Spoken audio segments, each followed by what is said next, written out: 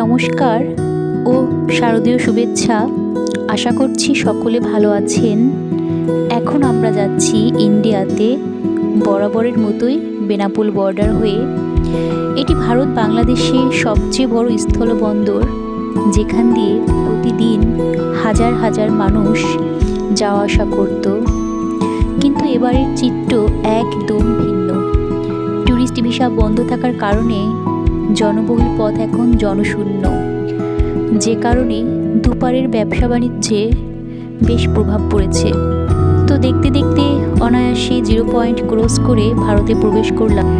আর ভারতের এই ইমিগ্রেশন হাউসটি নতুন এবং অত্যন্ত দৃষ্টিনন্দন, ঠিক যেন এয়ারপোর্টের মতো সুন্দর এবং সুবিধা সম্বলিত।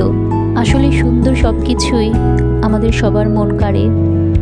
তো সব কাজ শেষে এবার আমরা চলেছি বনগাঁর দিকে। শতবর্ষে এই বৃক্ষগুলো ছায়া দিয়ে কি যেন এক মায়ায় জড়িয়ে রেখেছে আমাদের। বনগাঁতে এসেই দেখতে পেলাম প্রতিদিন হাজারো লোকের হাজারো সুখ দুঃখের গল্পের সাক্ষী দাঁড়িয়ে আছে বনগাঁ লোকাল। এবার একটু ভিন্ন, বাতাসে পুজো পুজো গন্ধ, সবখানে সাজ সাজ রব। পথে যেতে যেতে বাজছে পুজোর গান, যা মনকে অন্যরকম ভালো লাগায় ভরিয়ে